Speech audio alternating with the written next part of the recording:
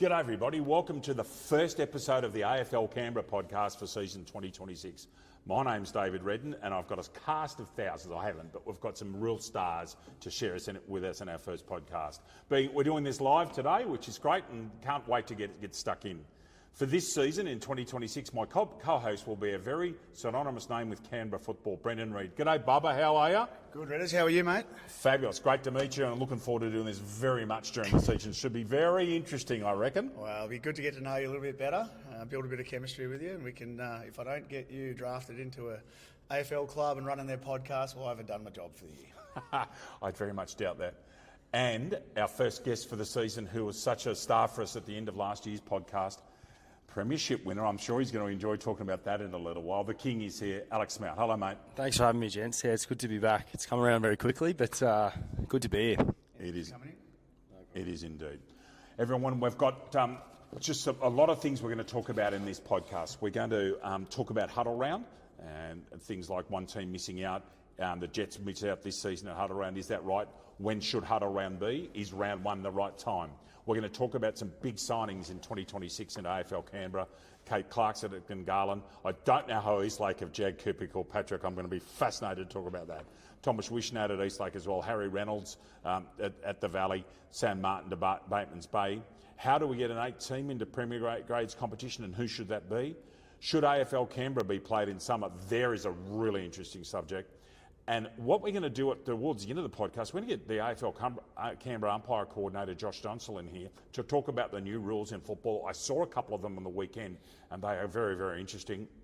And then we're going to talk about the new ground updates at Ainsley, and that'll be really, really interesting to talk about how that ground's going.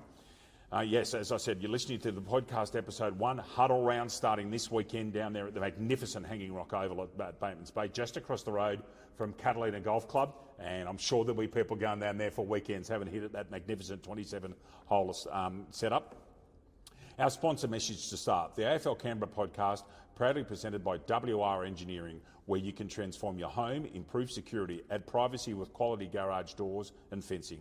Whether you want to install new, need a service or repair, WR Engineering are the local Canberra experts in garage doors and fencing. Again, WR Engineering, who are proudly presenting this podcast.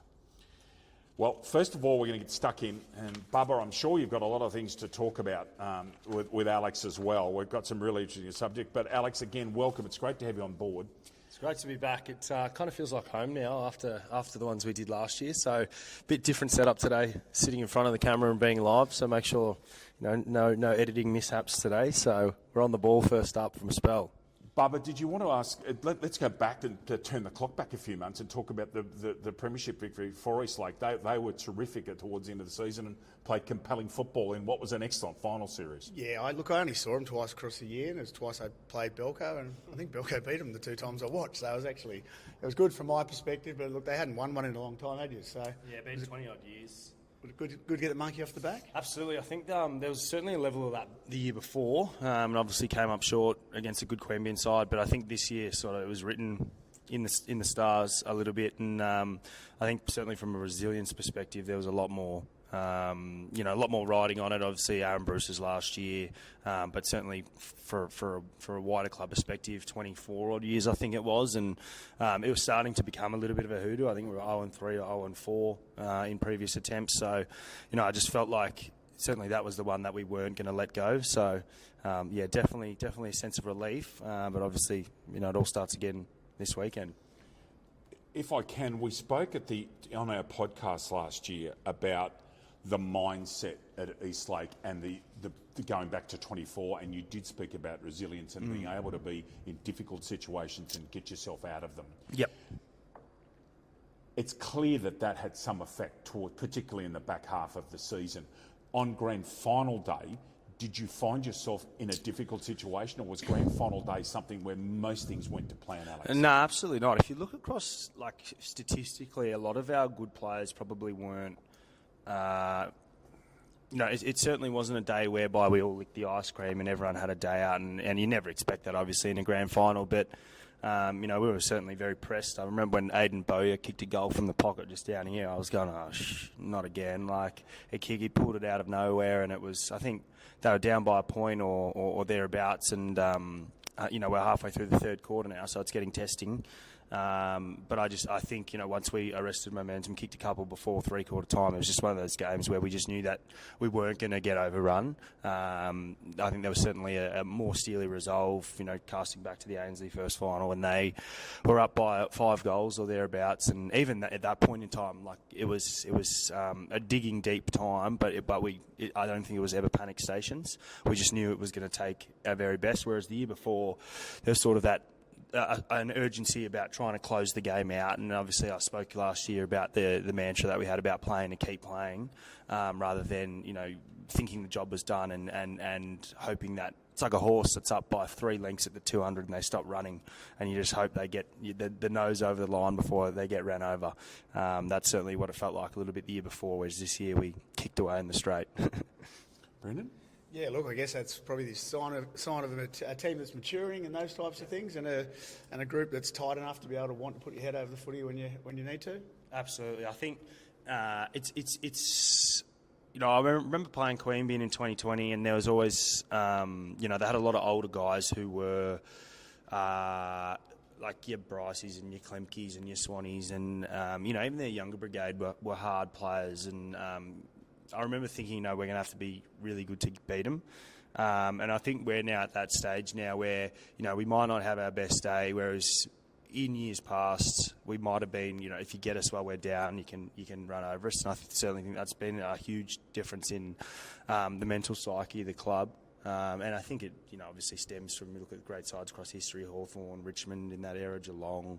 Like, once they're in that sort of mature window, they've been around for long enough, they kind of know what it takes to win. And I feel like, we're sort of in that stage now where you might get us once or twice during the year, but I think just when the whips are cracking, you just kind of go to that next level. Yeah, I don't think anyone's going to get close to this year. Like, if you guys don't go through undefeated, it'll be like you haven't achieved what you should set out to. Well, we got to that point last year where we were 10-0 or thereabouts, and one of those games you alluded to before, Bubba, we came out here against Belconnen, and it's really hard to go undefeated because it does. I mean, I cast my mind back to New England in 2007 in the NFL. And it's like every game that goes on, it kind of becomes a monkey on your back, and you start off really strong, and then all of a sudden, each game everyone wants to knock you off, so you're getting their best every week, and you're only ever a few players away from really being up against it. And the comps, it's been pretty close over the last few years. Obviously the game out here against Belconnen, we were pretty lean, and that was a game they really wanted to win, probably more than us. I think undefeated's like you'd love to do it, but it's a bit of a vanity thing, comparative to just winning the flag in itself. And it's hard to really find motivation to keep an undefeated streak, whereas winning the flag's obviously a more holistic approach. But yeah, we'll see. We'll see. We might lose this weekend. Who knows? I'll talk about Cooper in a minute. Talk to us about Thomas Wishner. He seems to be an excellent recruit for us. Yeah, absolutely. He's I actually used to play. I played against him in the NEAFL back in. Oh, maybe not the NEAFL. He's been up on the Brisbane Lions, NEAFL and VFL this years and years ago. Big, solid lad. He's certainly come in and taken training by the horns in terms of leadership, and he's I'd call him probably height-wise, he's a second or third tall forward, but kicked 60-odd goals for Palmwoods last year. I think there's a family connection there as to why he was playing there and not sort of in the Quaffle Div 1 comp. But certainly attitudinally, really, really good guy, and has certainly added probably a need with Aaron not being there this year and lacking a bit in the forward depth department. Certainly he's come in and kind of taken the reins as one of the top guys. One player that I do have watched a lot play, we've seen him play in premierships, is Cooper Kilpatrick. What a recruit he is. You've played against him. He is a superb footballer, and he will be if he plays where I think he is, especially at a place like we're recording here at NPC Solar, he's going to do some damage. Yeah, it's pretty exciting. And you asked before how we managed to get him and Thorny, and obviously year past Oscar Davis and Frida and I forgot about Thorny as well. Goodness me, Yes. there's another pickup, Sandthorn. Wait till you see him, Canberra people, especially in the deepest, darkest part of winter in Canberra, where it's -1 degree. Yeah, There's a I'm bloke quite- that'll get a hard quite footy. envious of him. Actually, he's a pretty fit. He's a pretty fit guy. Like from all reports, I think when he was at the Swans, he was running like 6-minute 2Ks and things. Both of them were off the back of our rep games. And this is where these rep games I was speaking to you beforehand. Yeah. This is where the representative football, I think, has opened up new pathways. Huge. But in Cooper and Sam's case, the premiership side picking up 2 absolutely quality rep. And Yeah. I think the thing is, Bubba, you've seen them play in really hard. And when Thorne did that job on Lovell in the second half in Launceston. Yeah, absolutely. Yeah, and that was he had 36 or so thereabouts, and then Thorny quelled him in the second half. And I think both of them, I reckon, we used to play against at Canberra Demons out at Manuka because they were both Swans Academy. And Cooper, very dynamic player, good skills, can play half back, can play inside. I think that originally stemmed from him. He was looking at moving to the Snow.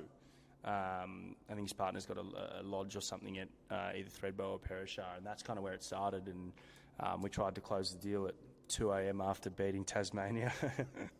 I think Thorny's got a long relationship with Dan Ryle, who's our footy manager, and he used to coach at the Swans and things as well. Obviously, we've recruited some really good players. We've also lost some good players as well. So it'll be interesting to see how they come in. It is tricky when we haven't, you don't see a whole lot of them at training. I think we've, you could count on one hand how many times we've seen them. You obviously just got to trust that they've done what they need to do and they'll fit in. And I think, I think there's hopefully going to be no issues there at all. We've obviously got a few others that come from Sydney, which softens the blow too, which is really good. And those boys love coming down here. They, we've had really good buy-in from certainly Fritter and Davo, and obviously Angus Jones is a Canberra boy, but he's up there as well. So it makes life easy. So yeah, I talked to the one of the Wodonga blokes, recruitment manager for them at the end of last year, and he said that they offered Bakes about 45,000 to come down and play. What's unattractive about the O&M and getting 45 grand compared to playing here for Eastlake? Yeah, good question. Great question. Oh, can I just chip in? Canberra's one of them. Canberra is that Ovens and Murray's superb. Yeah. But when you are here, I don't live in Canberra. I think it's a fabulous. Every time I come here, I love it, and I just can't get enough of Canberra. There's a few. I mean, like Angus is obviously my best mate, and I had to do some convincing to keep him here. Certainly at some point during last year. There's also, there's a few factors at play. Obviously coming off a premiership, won the flag last year. It's our 100th year. He's captain of the club. I think the money has to be like. Because it is, and I did it with him one year, and we were leaving at 8 a.m. and we'd get there at 12. We were having Maccas at Yass every week. You get there at 12 for the game, then you play the game. You don't really get to stick. Well, my partner was pregnant at the time, so we would leave it straight after the game, like sort of 5:30, 6 p.m. You stick around for one beer and you get home at 10 p.m. and it just kind of wears on you because it's a longer season as well. I think there's certainly pull for him to play there. I think he felt like he had a little bit of unfinished business at Wodonga. If it's just financially incentive based, I don't think it's like, unless he was playing here for free, it would have to be an enormous difference to go back there. But I wouldn't be surprised one day if he did. Yeah. And what have you guys got organised for the 100th year? Is it going to be a big year, inviting all the old blokes back and people, getting around each other? Yeah, I hope so. I mean, we've done that a couple of times. Like every time we have a debutant, Rowy's been really good. The club's been good at getting someone back from yesteryear and acknowledging them, and they always give them a big hype up. We've obviously got our 100-year ball. They've brought out some new Guernseys, which are interesting Guernseys, and then we've all got all the 100-year merch, which looks pretty cool as well. But I'm not too sure if there's anything broader than that planned. Hopefully, do what Queanbeyan did and raise the cup in the 100th. Mate, thank you so much for joining us today. I look forward to very much seeing you, hopefully, in the middle of May. We've got representative football back at Manuka Oval. Yes. I know, I get the sense, listening to some of the AFL Canberra staff, that there's some unfinished business there. And Definitely. the last time we played at Manuka, it was a terrific game of football. It Canberra was. ran away with it, and hopefully it's not windy this time. I don't mind the cold, but hopefully it was a putrid day that day, wasn't it? On that day, but thank you so much for. Look forward to seeing you during the season. It's great. Thank you so much for joining us. No worries, do look forward to seeing you later on in the season. I think that there's some very exciting representative football coming along. Yeah, sounds great. Thanks so much for having me, and I'm sure I'll see you soon. Best of luck getting through the rest of the show. Thanks so much. Thanks. Good on you, Smouty. Redders, where was your drip tray on him? We need a segment where you crack him up a little bit. Oh, yeah. I don't do that, not with him. No, he was the catalyst for this podcast, to be honest with you. So, let's get into some of the topics we've got here, Bubba. The first one is that with Huddle Round starting this weekend at Hanging Rock, one team misses out, and it's the Jets miss out this season. Is that right? Mathematically, it's unavoidable, but is that the way it should be? Well, not that the Jets miss out every year. No, I don't think that's right. But look, I think it's the right time of year to have it. Well, that's the next question. Is round one the right time to do this? If you're going to play down the bay, let's get down there while it's reasonably warm. Now, unfortunately, I can't get there. I'm up in Byron Bay, but but look, I think it's Byron Bay, Bubba. Goodness gracious me! Yeah, Redders. I turned 50 this year, so all my schoolmates are all getting up there for one big do together. So it should be an interesting one. Look, yeah, it's the right time of year. So boys can get down, have a fish and a surf if they surf, and get in the water, take your missus down, take the kids, do whatever. I think it's the right time of year. I think Baiters Bay should be pretty happy hosting it, to be honest. I think we've got family down there, and it is a fabulous time. I think it's the right time of year. It's a superb venue. As you said, it's March, and the water will be great. It's a great setup, and it's a fabulous introduction for Bateman's Bay to come into the competition, which is another. It's like a festival of football for them at the end of March. 100%, mate. And should it be there every year? Like for the next 5 years at least, I reckon it should be, because people are going to want to go down there. For the other teams, someone's going to get a home game, someone's getting an away game, whatever. It doesn't really matter. But I think the Bay would appreciate having people down there, eating at their canteen. And I hope people do support the canteen and not go to Subway. And I hope they do, get in there and drink a couple of beers and, have a good afternoon. Because it should be a bit of fun, I reckon. Absolutely. Our next topic is some of the big signings into AFL Canberra. Talking points. The first one is at the Gungahlin Jets. AFLW player Kate Clarkson's and the Premiership captain in 2021 ended up at Gungahlin. That's a big recruit for Gungahlin. That is unbelievable. When I read that in the paper, I was gobsmacked to read that. I didn't actually. So I'm not the biggest fan of AFLW. I don't necessarily. I'm sort of a seasonal guy, so either in your cricket or your footy type of thing. And where that sort of fits, I don't think it really fits for me to sort of watch a lot of. So yeah, that's a huge sign in getting Kate Clarkson, and good on the Jets for doing it, because football out there is hard in Gungahlin, but there's some good people out there. Like, I actually sponsor the Jets because there's some good people out there. I probably don't need to be giving money to a battling club, but I want football out there to be successful. So yeah, good on them for getting that. We've already spoken about Cooper Kilpatrick and Thomas Wishnat.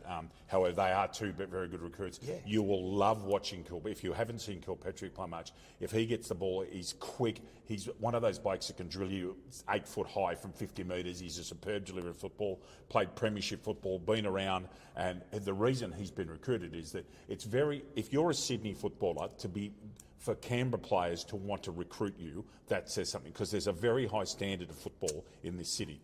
And for him to be recruited out of that, it shows me that they know he's a fair dinkum footballer. Yeah, it can be. Like, just probably a little bit worried, like everyone else is, that some of the talent is still leaking out to the Riverina and stuff like that. But with these guys coming in, with the 7th team coming in, I hope Bateman's Bay are successful. And then we can start to rock and roll as a comp, because the comp is strong, through to the 18s and stuff like that. And first grade is very strong. Don't get me wrong, but we just can't keep leaking some of the talent that's here. Can we go off script for a minute? Yeah. I'm from the Riverina originally, and it is fascinating that there is talent leaking. O&M's a little bit different. O&M's the best country football league in Australia. Okay, that's in a different category. Yeah.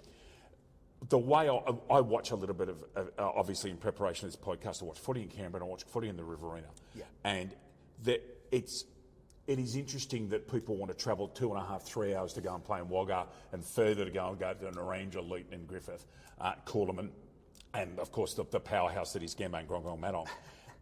But I reckon that I think players will eventually need to have a look at that, especially if Canberra gets to 8 sides.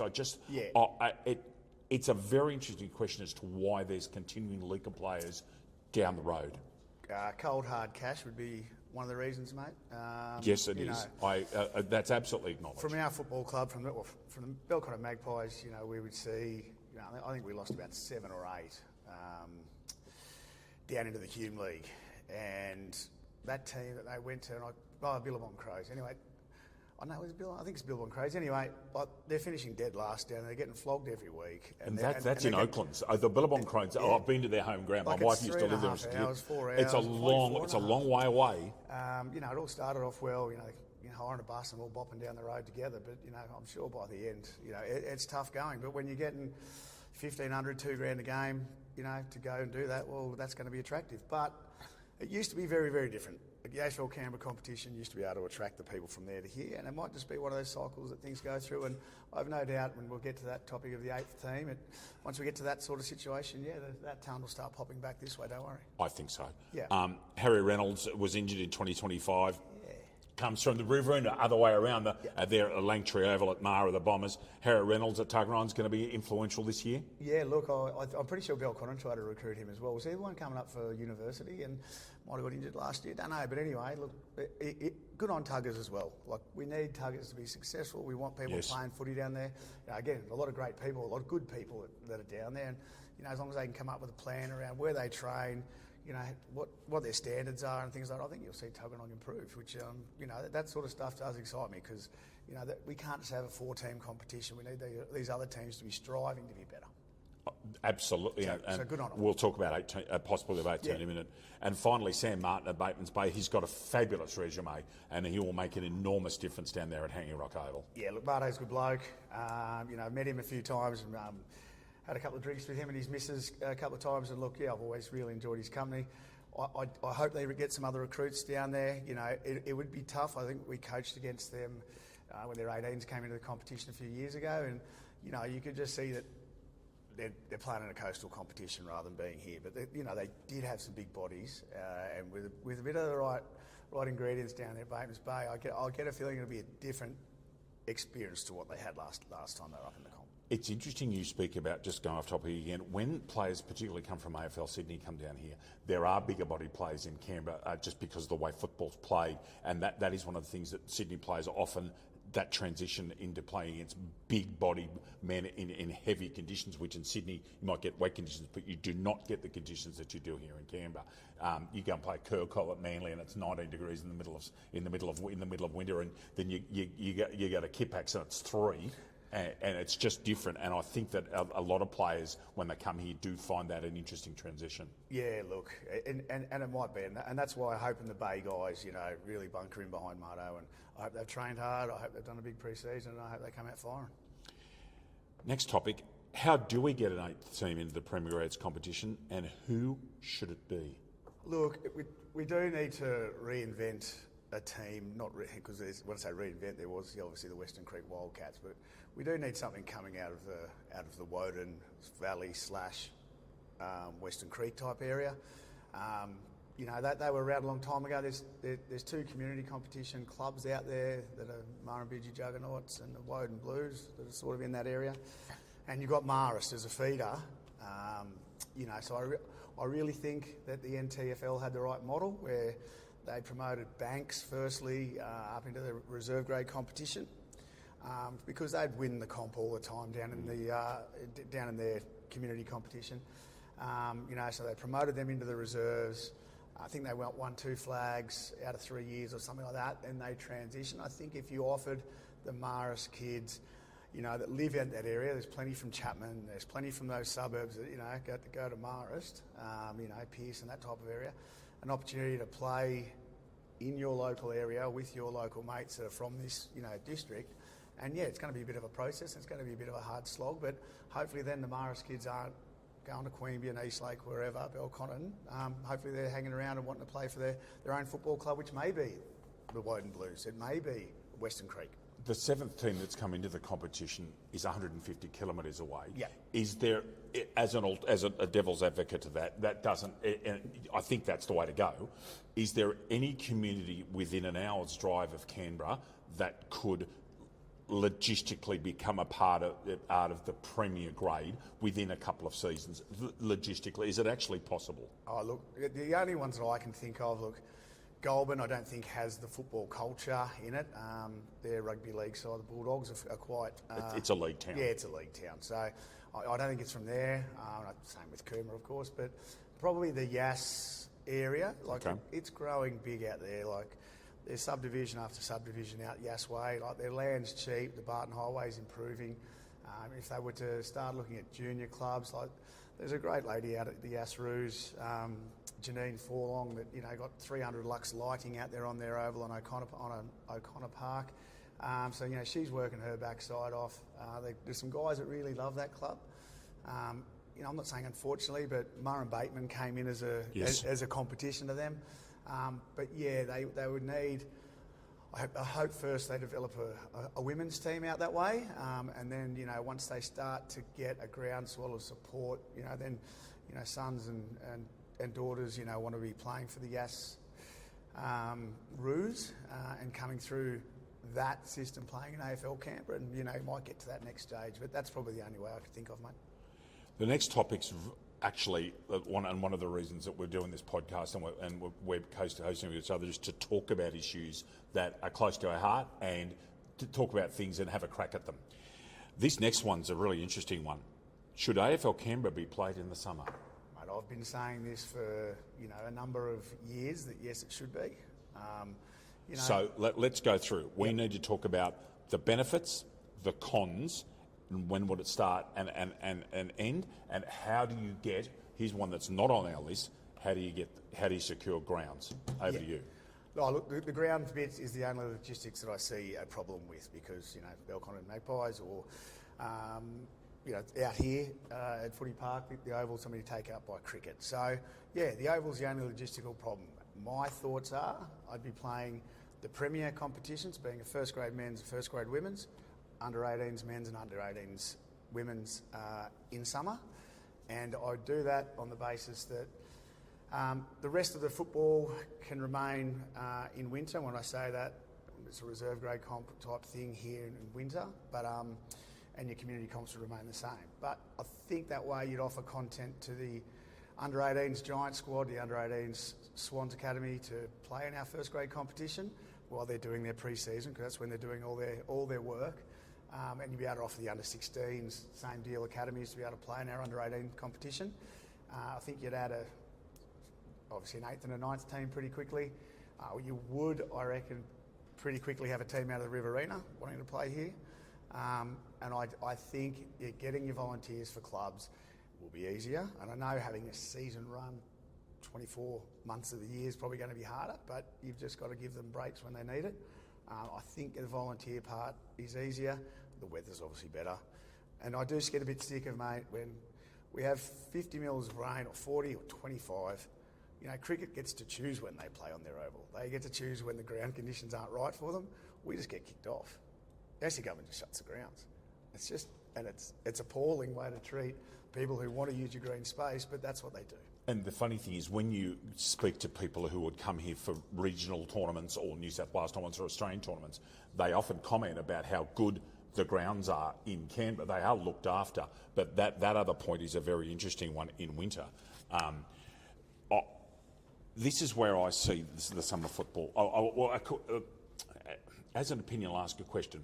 So just say you're Bubba Reid and you're playing first grade footy at Belco and we go to a summer comp. Just say you want to play football in the winter and you're a Premier Division footballer or you're a star under 18 footballer, either gender, and you want to play football, it'll end up playing 10 or 11 months a year. Do you then go and look for pathways in Sydney or at O&M or at Riverina? What do you do if you have Canberra football in summer? What do footballers do who want to play footy in the winter? Well, you can play in what would essentially be the reserve grade comp. You'd obviously call it first grade winter comp. You can play here or you can choose to travel. So the other idea with that is, mate, I played one season in Darwin a long time ago, 99, 98. 98, 99 yet. For the Buffaloes, when I came back, my 1999 was awful because the 12 months, 18 straight months of football had just started to grind on me. So, I don't think you can do it. There are some guys that do it, like Brodie, Philo, and these guys that go up to Northern Territory every year and play and then go back to the O&M. But they're rare, and from what I understand, look, if someone wants to do it, they have that opportunity. And I just think that that summer competition would be a winner. I reckon we'd be recruiting heavily for those types. Like, there'd be people coming here, there'd be people from the Wagga Tigers coming here, there'd be people from the O&M coming here to play in a summer comp, and all those little things. So, yeah. There might be commentators who come down the road as well and do some summer football. That would be. You like your summer? Sorry to drop that in, but that would be a fabulous opportunity. Look, it's a very interesting subject, and I don't think it's going to go. And this climate is actually, especially playing night football, it would be very good playing Premier Division night football in Canberra in mid to early 20s. Canberra can get hot in summer, so be it, but I think night football leads itself up to all sorts of opportunities. 100%, and that's what you'd be looking at. Look, I was buoyed by that idea. I threw it out at the 100 year of AFL Canberra, and I was surprised. So I don't think this bloke thinks much of me, which is Brian Quaid from Queanbeyan and Monica days, now helping out with Eastlake or whatever he's up to. But he agreed. He's actually thoughts for a summer comp too, and I was like, wow. I didn't think he thought like I think, but there you go. I've known you for half an hour. I can tell you're not afraid of anybody, so that's fine. We're going to walk. Well, they don't think much of me. I've got to tell you that. So it doesn't worry what their opinion is. That's irrelevant. But I'm a gibber. Goodness me, at least you've got a football pedigree. I couldn't play to save myself. Our next guest is the umpiring coordinator for AFL Canberra, Josh Dunstall. Come on in, Josh, and have a chat. Hey, Bubba. Good, mate. How are you? Welcome, mate. Good. Again, it's great to see you. Good to see you. Josh, there are a series of new rules in the AFL, and the beauty we have of recording this podcast at the end of March is we've seen these rules now applying in the AFL men's competition as opposed to AFLW. Yep. Can I start with the lasso rule? That appears to be a catalytic change, and the reason I say that is it speeds things up. Yeah, probably the most notable one of the rule changes. I guess, trying to keep the men's game now in line with the women's game, and also we've seen football lovers have seen its success in the SANFL over a number of years with the last touch out of bounds or the last disposal out of bounds. So again, a lot of these rule changes, particularly the one around the lasso, is designed to speed up the game, and we're seeing over the course of the first kind of couple of rounds in the AFL its effect, and it's just going to bring about less stoppages. And more free-flowing footy, which is, I think, very good for commentators, spectators, and players alike. The next one was the change in ruck rules, where it's created an athletic contest, especially with no bounce. Before I go to that one and talk about that rule, now you work for the AFL, and so do I. The one question I have with that is, do you think that, and I'll get you to come in on this too, Bubba, Max Gawn, who is the best ruckman of his generation, okay, there's no question about that. He has stated that the new ruck rules could create a situation where you don't have big dinosaur ruckmen, perhaps like we grew up with, and you're going to have athletic 6'7", 6'6" guys who can jump and run because they don't need to wrestle and engage as much anymore. How do you see that new ruck contest rule going? And obviously your umpires are going to have to adjudicate on this. Yeah, again, I think it's important that people know it's just at the centre bounce.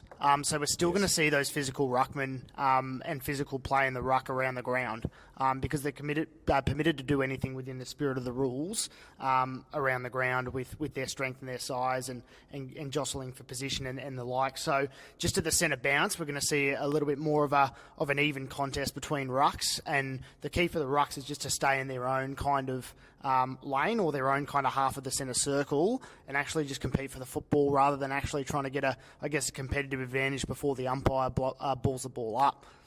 Brendan, I was watching Port Adelaide and Essendon yesterday, and the ruck contests weren't even close. They had an inexperienced ruckman for Essendon, and the Port Adelaide jumped Essendon at the Adelaide Oval. But that new rule had a big effect because they couldn't run into each other. That was just a pure athletic contest and not bouncing the football. I didn't realise you were a sadist making yourself sit through that. What made you sit through that game of football? Had some free time, and I'm actually trying to watch as much footy as I can going into our footy, but because I want to see how the rules apply. And Adelaide Oval is an interesting ground because it's not one of the grounds like this at Football Park where you can run and spread and switch. It's quite narrow. It's long, but I just want to see. And I like watching football at the Adelaide Oval. I think it's a gregreat place. Look, when you talk about the ruck rule, that's I know Josh is from a venue here in Canberra called the Ruck. So anyway, I was hoping we'd get on to that. Oh, it's on, everyone. I was hoping we'd get on to that. But anyway, do we need to adopt these rules that they adopt at AFL level? Like, why can't we just have our rules that we run here for AFL Canberra and do it our way? So we don't have to keep updating. Like, you obviously love cricket. Yeah. Rules don't change. Your 50-over games, they hardly change in the game of cricket because cricket's been rock solid for 200 years. Like, why do we keep tinkering with this stuff? Yeah, I guess I don't really know the answer to that question. That's kind of up to the powers that be at the AFL level, the top level of the AFL. So, but obviously they've seen a need to try and speed up the game and make it more appealing. And all of the 8 new laws of the game, we've discussed a couple of the most notable ones, are doing that, and I think it's having a good effect on the game. But the challenge is how many seasons, like, as to your point, Bubba, every year they seem like they're changing the rules and making it harder on the players, harder on the umpires to actually get some consistency. Is the question I want to ask you get about some consistency with the rules, right? I think that's the main issue. But another season of footy in Canberra is upon us this weekend down at Gather Round, as you probably guys have been talking about already. And yeah, will be interesting to see how our umpires and our players are going about falling in line with those new rules. Does a faster game of football change the way you are training your umpires with their running base, their speed work, repeat sprinting, their aerobic ability? Now, the Canberra umpires have done, let's be fair, have done a pretty good job, and you're doing a good job running them. But in your own case and the others, does this change the way you go about business? I don't think so. Obviously, over the pre-season and from the start of our pre-season training sessions, we've been doing a lot on the new rules, particularly the lasso and the ruck rule. The two we've spoken about as the two main ones coming in. So we've done a lot of skill-based work on that stuff. In terms of the strength and conditioning component, that doesn't change for us. We do a lot of that work every single session. At least our field and boundary umpires do. A lot of strength and conditioning work. We have our own dedicated strength and conditioning coach, Gav Christie, who's a really a gun at what he does.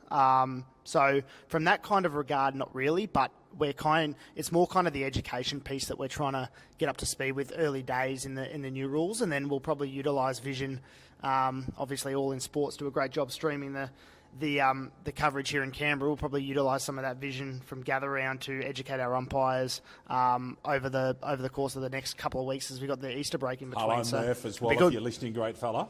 Bubba. Oh, yeah, no worries. I was going to ask you, are you coaching some resilience into your umpires? And the reason I ask that is, I walked past, where was it, Ainsley Oval last year, I walked past at half-time to go to the bathroom, and you've got to go past the umpires' change room there. And I heard them talking about a particular player on the field, and I'm thinking, you shouldn't be talking about a player like that. Like, you guys got to have enough backbone that some bloke doesn't get under your skin. Just call it the way you got to see it. Completely agree. That's completely agree that we're always trying to work with umpires on that, particularly our senior level umpires and our more experienced and younger umpires coming through. That's always a challenge, but it's even more so of a challenge when you're in a local community umpiring group where you've got people umpiring from the age of 12 to the age of 70. It makes it really challenging, and different people are brought up different ways and have different, I guess, kind of ways of going about that. But it's a really, really important point, and we're kind of getting, over the past couple of years, we kind of got that experience of our field umpires, our young field umpires, getting a lot more experience at first grade level, which has been helpful in trying to support a little bit more resilience. But again, with so many grades of footy to cover, and I guess not an overwhelming number of umpires, it can be a bit of a challenge. But at least from a first grade level, I think we're doing a good job of getting people in the first grade, I guess, set up, and getting them experience, and I think that will only improve their resilience when they do more games at that level. One last one I want to talk to you about is the stand rule, and it was very interesting. Now, you had a crack at me about watching Port and Essendon. Hopefully I won't get a crack with this one. I've spent some time watching Melbourne and Fremantle at Optus, and for a while that was a competitive game of football. Freo played very good footy. There was one case where Freo had the ball commentary side near their attacking 50 and 2 players got stuck on the mark. Okay, they both were told to stand, one straight in front and one to the left of the person standing on the mark. They both did, and it was legitimate. And that was the rule. They didn't get penalised, but this time both of them have. Can you explain that to our listeners and viewers as to how that works with the new interpretation of that stand rule, please? That's a good point, and it is one of the more tricky ones as well. It is. Around the stand stuff. So essentially, from the outset, I'll unpack it from the very beginning. So when the stand rule was brought in a few years ago, I think they've had it in for 2 years now, maybe 1 year, 2 years, I think. So there were a lot of people that were, a lot of players that were trying to elect to go back outside the 5 rather than stand the mark, which was their right under those previous rules. I think what the AFL wants to see is players that are inside that kind of protected area actually standing the mark rather than electing to go outside 5. Again, I think it's just more just trying to work around that stand rule. But essentially now, if they're inside that 5, they're going to be called to stand. No matter how many it is. If they're inside that 5, they can't go back outside the 5. If they're And outside 5, Saturday. that's fine. It did happen on Saturday. So I feel like the umpires are going to be a bit lenient earlier in the year around that stand rule, at least at a community level. But it's really, really important from our perspective that players are listening to us and we're actually getting the stand call in nice and early.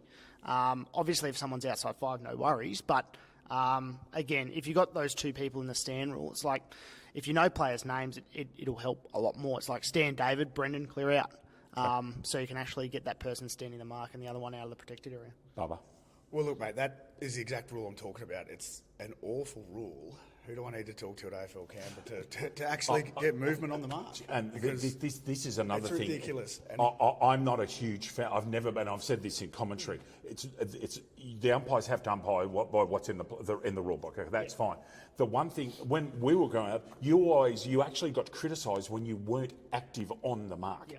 And now you've got a situation, and with 2 men having to stand on the mark, you've actually got a temporary situation where there's 18 on 16. Yeah. And in the AFL, 18s on 16s is crucial. Yeah. Well, it's just it's making it hard on defences. It's encouraging a quicker, free-flowing game, and where there's more scoring now by that rule. Again, the adaptation of it's going to be interesting to see, particularly from a community level standpoint. Obviously, we've seen it at the elite level, but at the community standpoint, it's going to be interesting to see how that rule goes and how, I guess, it is on the eyes. But again, I quite like the stand rule. I'm not so. I'm a little bit umming and ahhing around its effect on with the new interpretation around it.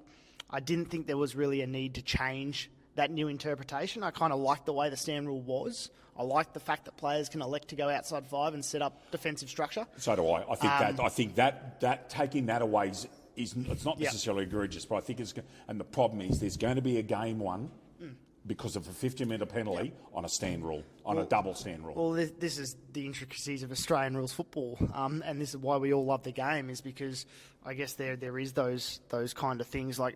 And a lot of debates going around the rules. Like I've seen in the media recently talking about reducing the 50-metre penalty to 25 metres at the elite level because it's such a big penalty. So, again, there's all these kind of debates going on with the rules. But, again, I think the idea behind the rules from a top level, and I'm no mind reader, but is to speed up the game. And have they done that? I think they have. But, again, it's going to be interesting around this new stand rule to see what teams and players do, particularly on the weekend at Gather Round. It'll be interesting to see what the structures and what the game plans are like around these new rules. I understand the AFL wanting to have these athletic contests and speed and quick, but what's going to happen is you're going to have sides recruiting athletes rather than footballers. Now, Hawthorn won't make that mistake as an example because they always recruit. They always say at Hawthorn, give me a footballer who can kick both sides of his body, and if he's carrying a couple here, we'll get him on the track and whatever else. And I just hope that doesn't. But I think having this discussion at the end of this season will be very interesting to see how it's all gone and how it affects the football in this community, particularly the Premier League footy, as to how it goes. because I think there'll be a lot of feedback on it, particularly when that rule is interpreted under the rules and it's correct and people don't follow the rules. It's always good to speak with you. Thank you for explaining that. It really is. You're so well spoken. You're a credit to yourself and our crew here. And I hope we look forward to please have an open invite to come back again, particularly when things are coming up. But it's great to talk with you. Good to see you again. And thank you so much for joining us. No worries. Appreciate being on. And yeah, thanks for the chat. I'll see you at the Ruck, Savvy, mate. No, I'm not this hard. Bubba, over to you to talk about the upgrades at Ainsley. Oh, well, I don't know. I think we need to get some guests on it every week. So, mate, as far as I know, look, Bill Connor's been invited to play there round 1, which I know we're excited about. It'll be a Reed Medal Day, so it's a medal that our family gives the best on ground, which, you know, there's reasons behind that people find out on the day, but, you know, we've got history at both clubs. I just know they've spent a lot of money, and I'd like to find out if the AFL, you know, how much they've actually stuck into, you know, the ground upgrade. But yeah, look, I just think, unfortunately for them, it used to be when we played on it, it was a premier surface in town, and, you know, just with the amount of football that it has on it, with women's footy coming on now, and them probably demanding to be able to train on Ainsley Oval. They don't want to be down at Reed Oval anymore. So with that, you know, with that use and that wear and tear, yeah, they just had to go get the ground fixed, which is, yeah, where it's at. I think that's an interesting one about the way grounds are managed in winter in this climate. It is when you've got repeat football and going forward, if there's going to be, like we're talking 18 competition, I think you'll try and find sides having backup grounds to train on and looking and making your surfaces, like this one is out here. I mean, they're working hard on it today because cricket's finished. But I think it's imperative. Like, I watched some of the games in the last year at Ainsley, and it was a punish for players, and there was no way around it. Oh, look, we can only get on our oval. You know, unfortunately, my footy club, and we did an upgrade at Kipax Oval many years ago, and we only get on for 6 months because cricket has it for 6 months, and look, it's closed now for the next 2 weeks. We probably should have talked about this as a topic. Is, you know, having the ovals closed for 2 weeks as you're leading into your season, we've got to change either. Somehow get the ACT government to bring it forward for the grounds that we need, or we've got to be working with them to get access to ovals at this time of year for training on for our premier teams. Along those lines, Ainsley played a trial last week against North Shore at a ground at Bob Prenner Reserve at Macquarie Fields that doesn't have a cricket service. So you get that, and that's the sort of thing. And Queanbeyan's got that situation as well. And Ainsley will have that situation, but, you know, unfortunately, Bill Connor hasn't got that situation. You know, I don't know what Tuggeranong are like. You know, Gungahlin might be similar, but no, it's just. I think first grade cricket at Tuggeranong's played at Chisholm. It's played at Chisholm, so but they obviously can be training on Greenway, but I think the absorbent cost are probably high. Greenway means that they probably don't want to hire it for a practice match and things like that. Massive first round of football, all down at Hanging Rock Oval this weekend. Yeah, I'm spewing on it there. Standalone football on Sunday with Bateman's hosting. That is huge for them, and we wish them well. It's great to see football being played. It's all done. Yep. Everything's done. Now we go to round 1. Yes, there's a break the week after, and then we've got football after it. Anzac Day's on a Saturday this year, massive.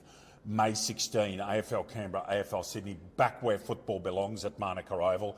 That will be massive. Yep. And especially with Sydney sneaking home last year in the men's, from speaking to Harrison off air, it sounds like Canberra's gone full in with their coaching structures and so forth, and will go very hard. And AFL Sydney, especially with one of their best players, one of their catalysts, Kilpatrick, now playing it and theoretically playing in AFL Canberra. I will mention that Guy Richardson's playing for North Shore, which, for those of you recruiting it, watching at North Shore, what a recruit he is. Yeah. But the Joel Murray medalist. But a massive weekend of football. We'd wish the Seahawks all the best. Yep. Everybody else playing down there, it's going to be huge as well for Huddle Round. It's a great initiative. Yeah, look, that's something that we, you know, should happily take from the AFL as a good idea, because, you know, I really hope it's a success down there. I hope that Bayview's full. I hope the Catalina's full. I hope people are having a good time, and, you know, it should be a little festival of footy. Just whetting the appetite for some of those locals down there getting in behind their Seahawks. Yeah. Just a teaser for next week's episode. So we're going to talk. One of the things we'll talk about is half-time in AFL Canberra too long in the Premier Grade. Men's is 15 minutes, women's is 10s. We'll have some guests from Ainsley Tricolours, the premiers of 2025 in the Premier Division women's competition.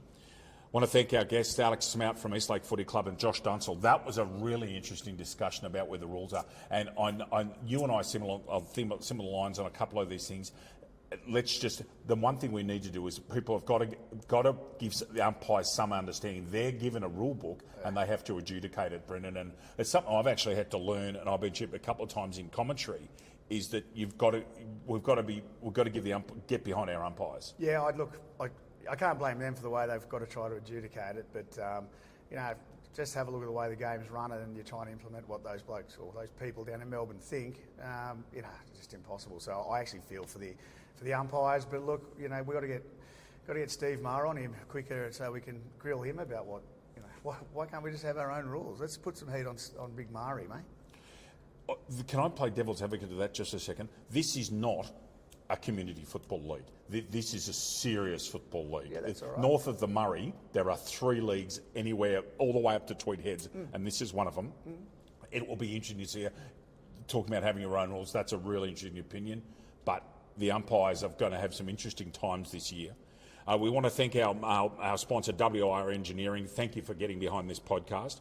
Now, on all socials, we're going to promote the AFL Canberra website and socials. So the social handle is at AFL Canberra on all socials. The website for AFL Canberra is www.aflcanberra.com.au. So again, at AFL Canberra and www.aflcanberra.com.au. What a first podcast. It's been good to see you're everything that you were purported to be by the guys off air. And I hope you've enjoyed it. It's been a terrific first podcast, and looking forward to getting stuck in and talking actual results of football next week, Bubba. Talking results will be important. I think that'll be, not that we're looking for content, but you just want to be talking more footy, mate. And look, I hope the guys down there, I'll be getting some feedback from a lot of people.